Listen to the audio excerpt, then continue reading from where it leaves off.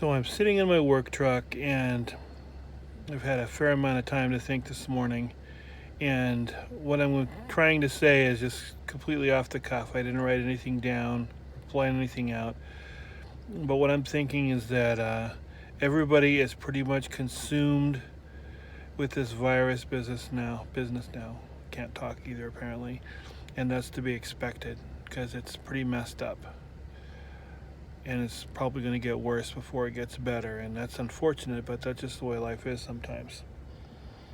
So, what I'm thinking about is today happens to be the anniversary of one of the people who helped me to find Christ. It's the anniversary of him passing away in a motorcycle accident.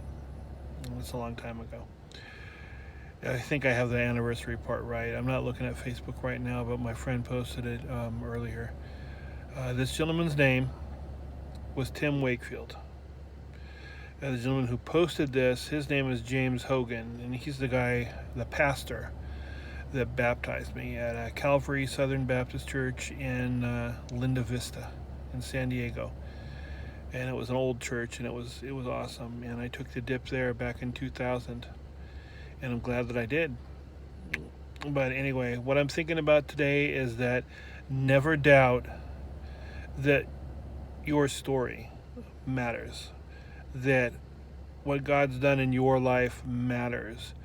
Because had James Hogan, Tim Wakefield, and another friend of mine named Sharon, had they not shared their stories with me, I wouldn't be sitting here today in a Dodge Ram in the desert, wondering about what the next day is going to bring as far as work goes, because everybody's freaking out about the virus and about whether or not we're going to get furloughed or some other thing, because there's just so much uncertainty.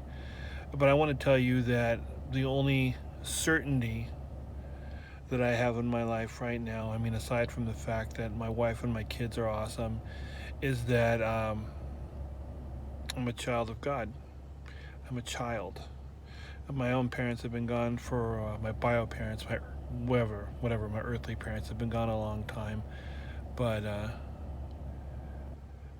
they were important, but not as important to beyond bringing me to life, I guess, as learning that my true father is Jesus, and that knowing him and getting to know him as my father is what changed my life and allowed me to be here today, sitting in this Dodge Ram in the middle of the desert, talking to you guys. Whoever you guys are, I don't know.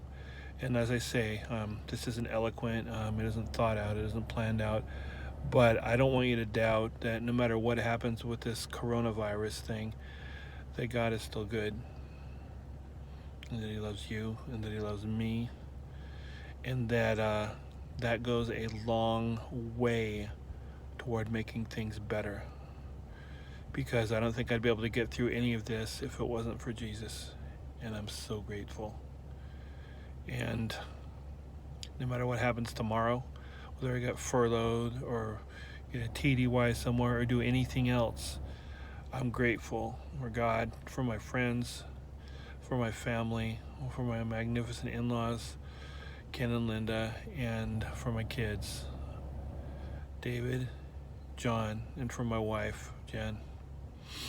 My love beyond my own ability to describe. And more than all them, I'm thankful to Jesus for making it possible for me to be here today, for delivering me from and through so many things.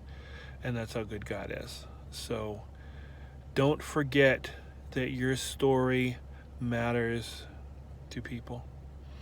You might not think it will, you might not think you've done anything significant, but it matters, man. It matters. So tell it to people. If God's done a work in your life, and he has, I assure you, share that with somebody, because they're waiting to hear it. Do that. All right? Later. I'm going to go back to work, sort of.